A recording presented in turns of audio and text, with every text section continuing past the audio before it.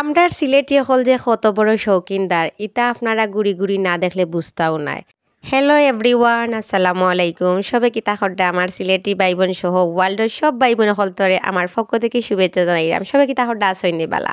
স্ক্রিনও যে বাড়িটা দেখতে পারডা এটা হইল একটা সিলেটি বাড়ি। এই বাড়িটা কিন্তু মৌলভীবাজার থেকে সিলেট যাওয়ার পথে পাওয়া যায়, মেইন রোডের সাইডে। এই এলাকা এবং এই বাড়ি সম্পর্কে যদি কেউরির জানা থাকে অবশ্যই জানাইতে পারেন। মাশাল্লাহ, সেই রকম দৃষ্টিভঙ্গি নিয়া এবং মন মানসিকতা নিয়া এই বাড়িটার এত সুন্দর করে সাজাইয়া বানাইছেন, খুবই সুন্দর লাগে। যদিও 5 তলা 10 তলা নাই, তারপরে কিন্তু এই বাড়ির কারুকার্য সেই রকম সুন্দর মাশাল্লাহ।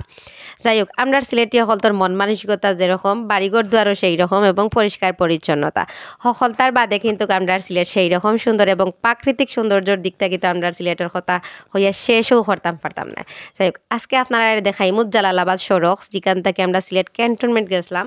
ফার্স্টলি আমরা সিলেট শহরে ঢোকার পরে হার্ট ফাউন্ডেশন ক্রস করিয়া সিলেটের এক সড়ক দিয়ে গেছি, যেখানে জালালাবাদ পড়ে। তো জালালাবাদ সড়ক হইয়া আমরা সিলেট ক্যান্টনমেন্ট যে হাসপাতাল আছিল ও হাসপাতাল গেছি। হাসপাতাল যাওয়ার আগে কিন্তু একটা ব্রিজ পাইছি, এটা হইল গিয়ে আমরা মৌলভীবাজার তাকিয়া শেরপুর ব্রিজ ক্রস করিয়া আরেকটা ব্রিজ পাওয়া যায়।